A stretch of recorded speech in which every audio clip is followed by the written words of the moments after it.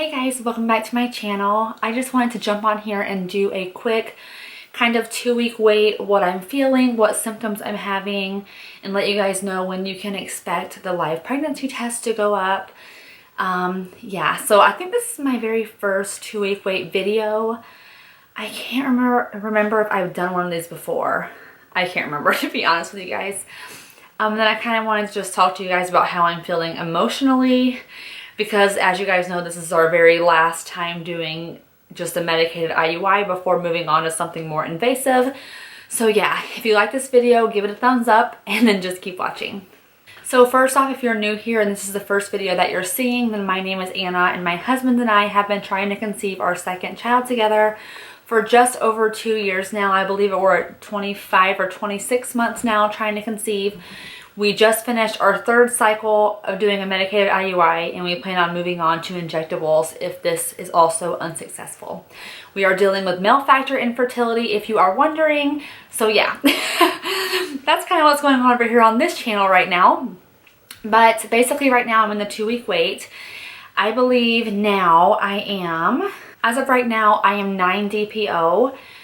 So yeah, I'm getting very close to the time I said I would start doing my pregnancy tests, and I went and bought 8 of them from the local Walmart yesterday.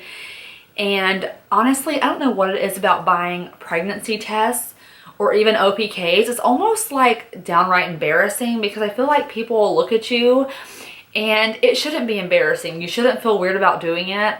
But I don't know, I always feel kind of like people are watching me, and maybe it was because I bought 8 and throwing them in my cart. Maybe that's why they were staring at me. But yeah, it was very interesting. And I do find it very odd that as women, sometimes we feel embarrassed about buying those things, and we totally should not. But I'll go over kind of some symptoms that I've been having and let you guys know too if I think that I am pregnant or not. And yeah, so the very first thing, I guess overall I have 4 things to talk about, 4 kind of symptoms. Now obviously pre-pregnancy symptoms very closely mimics period symptoms. So by no means am I saying if you have these symptoms, you're pregnant. I don't know. The only way to know is obviously to take a test. So the first thing that I have been feeling is headaches. For some reason, I get them all the time in my 2-week wait, so this is not something that's super new or super odd for me. I think I get them a lot in the 2-week wait because I get stressed out in the 2-week wait, even though I try to do my tips for not being stressed out. I think that a lot of my headaches are caused by stress when I do have them. And even though I try to kind of get rid of all the negativity and the second guessing, I still end up getting headaches. So the one I had the other day lasted for a full 24 hours. It was like a marathon. It felt like it was bad, and Tylenol would not touch it. Tylenol mixed with caffeine would not touch it. Excedrin would not touch it. So that was very difficult because it's hard when you have a toddler who wants to scream and play and run around and you feel like your head is about to explode. The second thing is my breast tenderness. It's just a little bit different, I guess, different than it normally is. Typically after ovulation, I immediately have breast kind of tenderness just on the sides. And this time I didn't really get that at all until about 5 to 6 days later. So I just started feeling it about 3 days ago. And it kind of feels like it's tender. How do you explain it? Like behind the breast and not so much to the side. So I actually only felt that for about 3 days, and then today it kind of felt like it was subsiding a little bit, which is very interesting because typically they're sore on the side and they remain sore up until about 2 days before my cycle is supposed to start, and then it goes away. So it could be that they were just late getting sore and my period is going to be coming in a few days, or it just could be an early pregnancy symptom. It's really hard to tell. That one's very, very tricky. But I know that typically a good sign would be if you have nipple tenderness, which I don't have that yet, but I know that a lot of times you might have it closer to the start of your period, or what should be the start of your period. The third thing that I have had, and this is one of those things I hate talking about, and you guys probably already see it coming if you watch one of my last videos. It's my CM. So pretty much with my CM, okay, I'll get through this as fast as I can. Pretty much after ovulation, you know, during ovulation it's very kind of like loose. It's very stringy, like egg whites. After ovulation, typically, at least for me, it turns like back to creamy for like 3 days, and then it kind of dries up, and then I'm pretty much, it goes away for me until like the day before my cycle starts. Then that kind of feels like a little bit watery. Well, this time, even now that I'm 9 DPO, I've had consistent creamy like lotion CM pretty much the day after ovulation up until today. It still feels like a slippery slope, I guess is the best way to say it. Very medical terms being used over here. I do check it probably once a day just to kind of see where I'm at. So I wouldn't say that it's different. This did happen to me one time before. It was one of the other times that well, this whole time we've been trying to conceive for the past 2 years, I've only ever really thought that I was pregnant 2 different cycles, which is crazy. And the last time I thought that I was pregnant was about 2 months ago or 3 months ago. I had super just extra production of CM, very creamy, which is very common in early pregnancy. And it happened up until the day before my cycle started. And I was like almost convinced that I was pregnant. So I'm having it again. Yes, it's very different for me. So I don't know what's in common with that month if I'm not pregnant, why this is happening.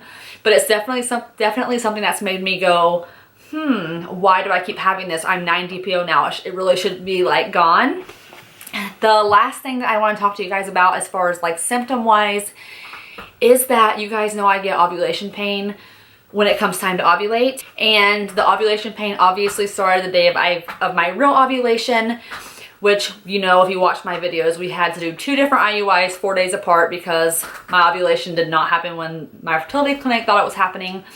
But I had the pain then, and then normally I only have it for about 24 hours, 24, maybe 36 hours. But the 5th day that I woke up still having that kind of, I wouldn't say it's pain, but I feel like my uterus is very noticeable. It just feels kind of sore in there, and if I sit down too hard, it kind of like jolts a little bit. I don't know, it's so hard to explain. But the pain pretty much was still noticeable, or discomfort was still noticeable even this morning at 9 DPO. So I'm not sure what that's about. This is the first time I've ever had the ovulation pain for more than 36 hours. We're now going on. It was very, very consistent up until 6 DPO, and then it started feeling more light, I guess. And so even this morning, it still feels kind of light. If I kind of sit down hard, it's very noticeable, and it feels like it's sore in there. So those are the 4 things, guys, that I just want to talk to you guys about. Those are the only things that I'm feeling. I don't feel anything else that really red flags me to thinking that I am pregnant or not pregnant or whatever. I will be honest with you guys and let you know that if you were to ask me on a lie detector test if I thought that I was pregnant this cycle, even though I know that this month is our absolute best chance because we did 2 IUIs and we had the max, or at least our best 2 amounts we've ever had as far as sperm count, I honestly think if I had to bet my life on it, I would say no, I don't think that I'm pregnant. And at this point, I feel like it's a mind game for me because I've seen no, and I've seen the 1 line, the negatives for 2 years now. I've probably seen a negative test probably 250 times because I would test in the beginning a lot, and then that's why I quit doing it.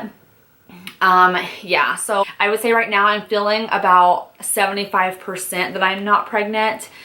Yeah, I kind of hoped that if I ever got pregnant that I would have implantation bleeding, because that would be the one thing that you can't really deny. I've never had that. I didn't have it with Aniston. I didn't have it my very first pregnancy when I was young. I had a miscarriage really early on. I never had implantation bleeding with that pregnancy either. So I know it only happens to about 1 in 3 women. So you're definitely not guaranteed to have it if you do get pregnant. But I was kind of hoping if I was, and I know I still could get that if I was to get pregnant. I'm only 9 DPO. Babies implant anywhere from 6 all the way up to 12 DPO. I'm not, by no means am I like rushing it, but yeah, I wanted to update you guys on that. And then this video, you will see it on Tuesday, and I will be doing a live pregnancy test on Thursday and Friday at 11 and 12 DPO. Most likely I will lump those two tests into one video. So unfortunately you'll have to wait till Friday, probably Friday night before you can see that video, just because I work. So I don't want to get up super early and have to edit a video and get it up. So most likely Friday night you guys will be able to see the live pregnancy test. Yeah, I'm nervous. If you guys can tell, I'm super nervous about it because I know that now if we're not pregnant, we seriously are moving on to something more invasive, requires a lot more work, and I'm worried about injecting myself with needles for a week, but I know it's going to be worth it. I also wanted to quickly touch on how I'm feeling emotionally, just because this is kind of a very taxing time. I have been following all my stress-free tips that I showed you guys. If you haven't seen that video, I'll link it down below. Just some ideas for kind of relieving stress during infertility. But I just want to tell you guys kind of the story and see like what you guys think about it. You guys know I've mentioned it in a past video that a girl I work with found out that she was pregnant and was like telling everyone, and she was so excited, and I was excited for her. But it doesn't mean that it didn't make me sad and feel bummed out, because that's one more person that's pregnant, and it was someone I would have to see every single week, you know, and I was very happy for her. I went ahead and gave her like 3 of my pregnancy books and said, read these. Whenever I get pregnant, eventually I'll just get them back from you. And yeah, I hadn't seen her in a week because she was out sick. A ton of people have been getting influenza in my office. I work in a medical clinic and it's just infesting literally everyone. Today she came back to work and I come to find out she was out because she actually had a miscarriage, and she miscarried at 11 and a half weeks, but the baby actually stopped growing around 9 weeks. And when she told me, I honestly felt like I had lost my own baby. I know that sounds crazy, but it just broke my heart for her. And then I felt so guilty for even being jealous of her. And I honestly hate the feeling of being jealous of someone else being pregnant. I just feel like jealousy is so ugly. But sometimes it's so impossible to not feel jealous when someone has something that you are trying so hard to have, and it just happens by accident for them. So while I was happy for her, in the beginning I just felt so jealous, and then when she told me that she had a miscarriage, I just felt so bad. And I know it wasn't my fault, obviously this isn't about me, it's definitely about her. But then I started thinking about, what if I was pregnant this cycle? Like I almost would feel guilty if I got pregnant this cycle, so close to her losing her baby, which sucks because I don't want to feel guilty if I do get pregnant. I don't want to think about how it's going to affect her because we've wanted this for so long. But so it's just been kind of like an emotional day today. I'm glad I didn't wear much eye makeup to work today because honestly I've cried multiple times at work and then now in this video, but this is just something that's kind of been wearing on me all day, and I don't know. I'm sure that some of you have probably been through something similar to this, where you found out someone, you know, was pregnant and felt the emotions of being jealous. And I don't know how to not do that. Like, I don't know how to not feel that feeling of jealousy. I just try to tell myself that we are meant to have more children and that it's God's timing. And even though it sucks to wait, I know it's going to be worth it in the end. But I definitely have to pray that to not feel guilty if for some reason I get pregnant this cycle, which obviously I hope we are pregnant. But it's definitely going to be, I think, more emotional now because seeing the pain that she's going through. Yeah, that's just something that I wanted to talk to you guys about and see if you had any advice for that, because I'm kind of at a loss for how to not feel this way. But I won't keep giving you guys an emotional update. I am going to end the video here, and then I will see you guys on Friday. And if you like this video, give it a thumbs up, and I will see you guys in my next video. Bye. Bye.